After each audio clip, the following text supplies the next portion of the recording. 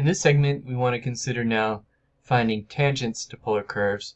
In other words, we're looking to find the slope of our tangent line, dy over dx. So how can we do this? One way is to consider a polar curve as a parametric curve. So we can parameterize the curve with the angle theta, where the x-coordinate is given by r cosine theta. So if our polar equation is r equals some function of theta, we can think of that as f of theta cosine theta. And for the y-coordinate, it would be y equals r sine theta, or f of theta sine theta. So we know how to find the slope of a parametric curve, so we'll apply what we know about finding the slope of a parametric curve here. So thinking of the angle theta as our parameter, dy over dx will be dy d theta over dx d theta. So dy d theta will really be the derivative of our y equation with respect to theta, f of theta sine theta. Oops.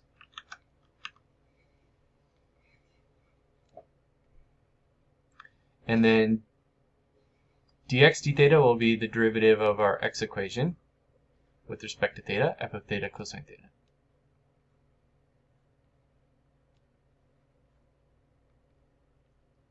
And in both cases here, we're going to apply the product rule. So the derivative of f of theta times sine of theta will be f prime theta sine theta plus f of theta cosine theta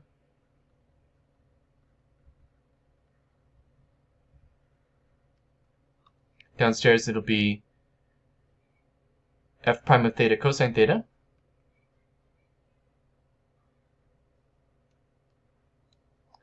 plus f of theta times negative sine theta. So I'll write minus f of theta sine theta.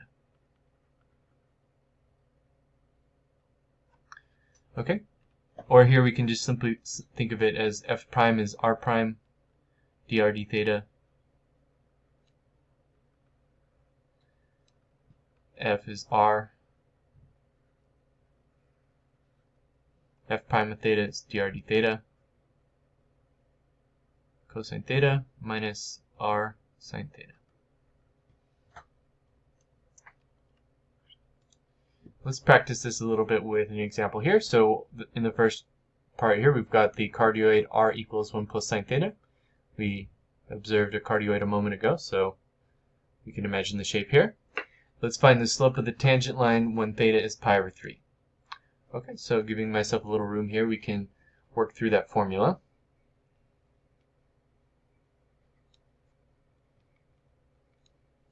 Okay, so we know it's going to be, reminding ourselves of the formula, dr d theta sine theta plus r cosine theta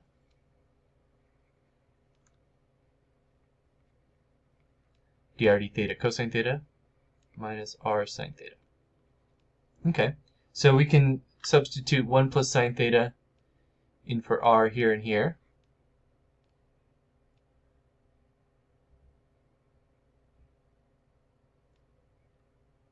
And then dr d theta, let's work that out.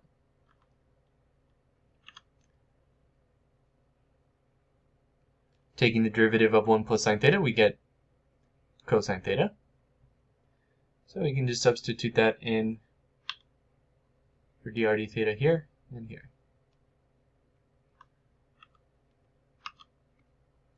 Okay, so we get cosine theta sine theta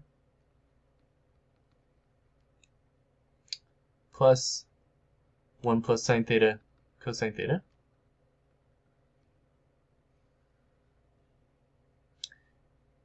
cosine theta cosine theta, so I'll write cosine squared theta minus 1 plus sine theta times sine theta. We could actually do a little bit of simplifying after I've distributed out the numerator and denominator.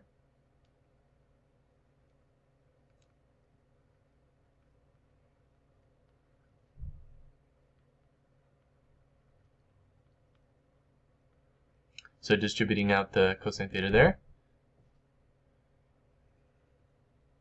And I'll distribute the sine theta here.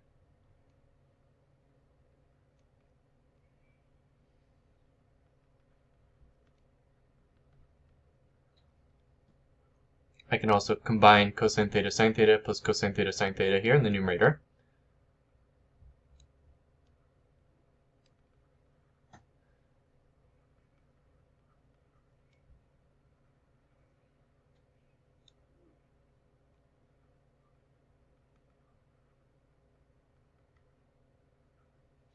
And then finally we want to evaluate it at pi over 3. So let's do that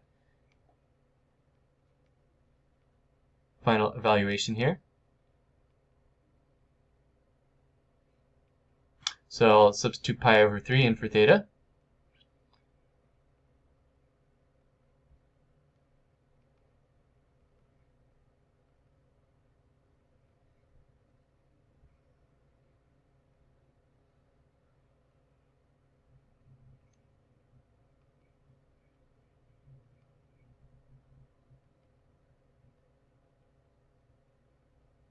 Cosine of pi over 3 is 1/2. Sine pi over 3 is radical 3 over 2.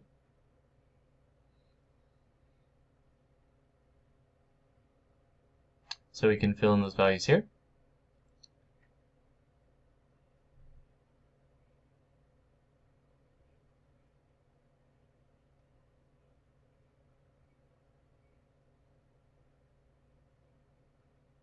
Okay.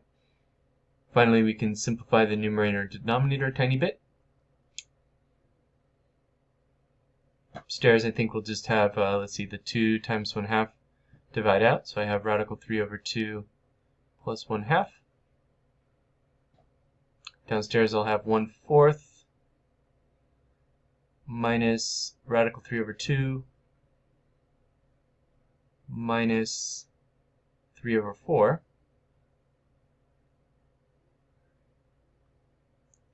And let's see, this simplifies it a little bit more. We get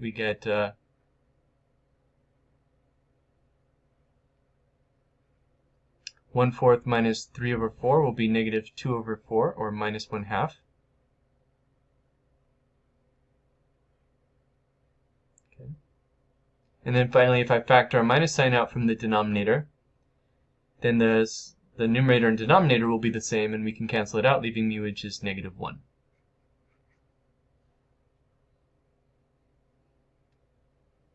Okay. And as a quick sanity check, we can remind ourselves quickly what the graph of 1 plus sine theta looks like. It was this cardioid curve, which again was this sort of upside down heart-shaped graph.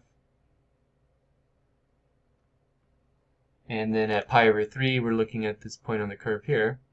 So it seems like, yeah, a slope of negative 1 would be a reasonable answer there. Okay.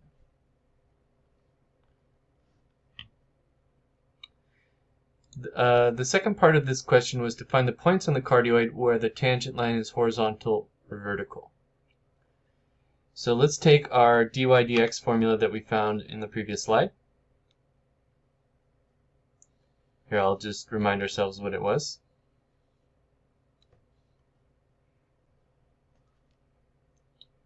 So we had it in the form 2 cosine theta sine theta plus cosine theta over cosine squared theta minus sine theta minus sine squared theta. Now, a couple things that we could do is to think about maybe factoring the numerator and denominator a little bit. And the reason is because that might help us consider when this is going to equal to 0 or when this is going to be undefined. Right? Because we know that vertical tangents occur when dy dx is equal to 0, and when dy dx is undefined, and horizontal tangents occur when dy over dx is equal to 0. So setting this thing equal to 0 might help us figure out when it's got a horizontal tangent line. Setting the denominator equal to 0 will help us figure out when it has a vertical tangent line. So one thing I'll do is I'll factor the factor the cosine out from the numerator.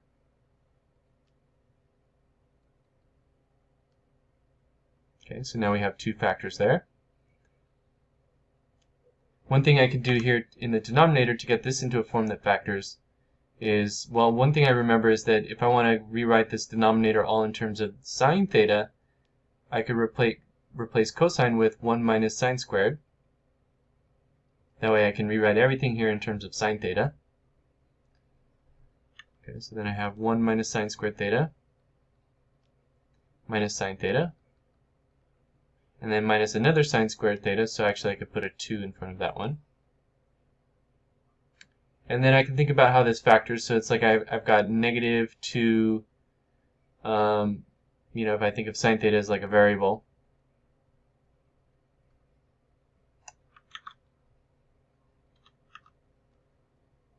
Think of it like, now it's like this quadratic polynomial. I can try and factor this, pull out a minus sign.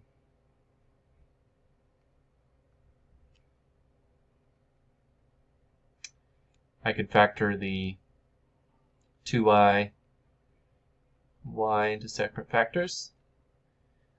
So this is going to be plus 1 here on the outer, and then minus 1 on the inner, so we get a plus 1 on the middle term. Okay, so that's just giving me now a way to factor this expression here into factors negative 2 sine theta minus 1, and then sine theta plus 1. Okay, just factoring it like a quadratic polynomial.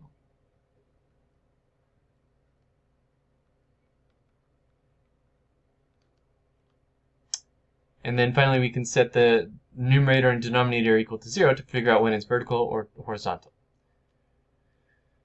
So, okay, so starting with the numerator, we know it'll be horizontal when the numerator is equal to 0, because that'll give us dy dx equals 0.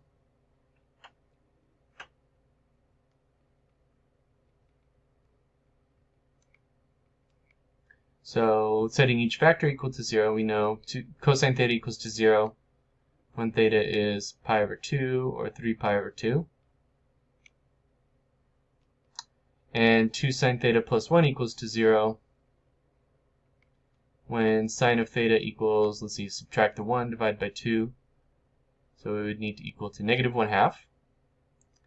And we know that occurs at the angles in quadrants 3 and 4, where the sine value is negative 1/2, so that would be at the angles 7 pi over 6 and 11 pi over 6. For the vertical tangents, we want to set the denominator equal to 0.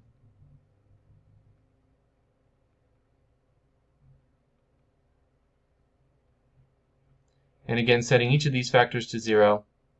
Oh, sorry, that should be inside the parentheses. Okay. Setting each of these factors to 0 gives me two equations.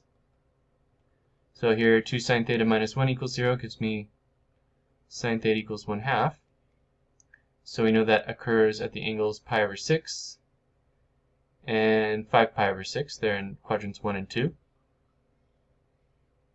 And then sine theta plus 1 equals to 0 when sine theta equals negative 1.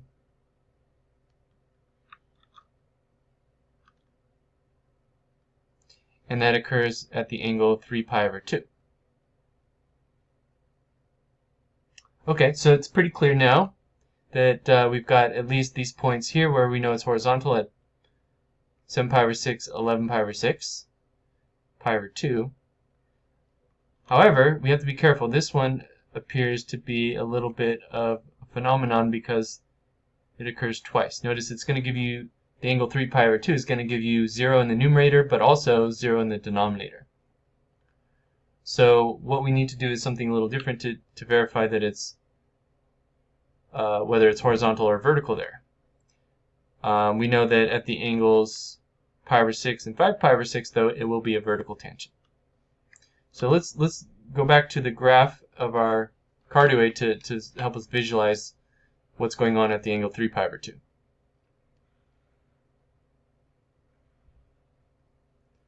Okay, so coming back to that cardioid picture that we had a moment ago.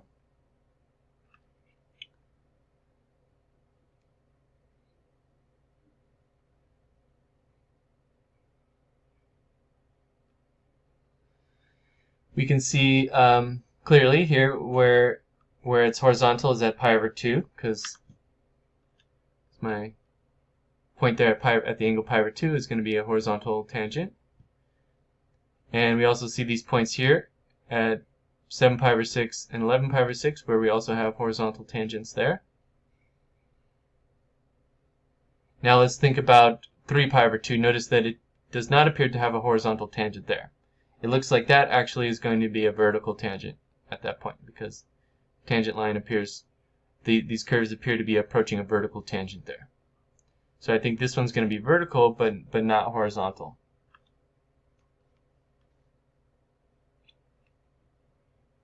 And we can see that the points where it has the vertical tangents at pi over 6 and 5 pi over 6 there would occur at these points here and here.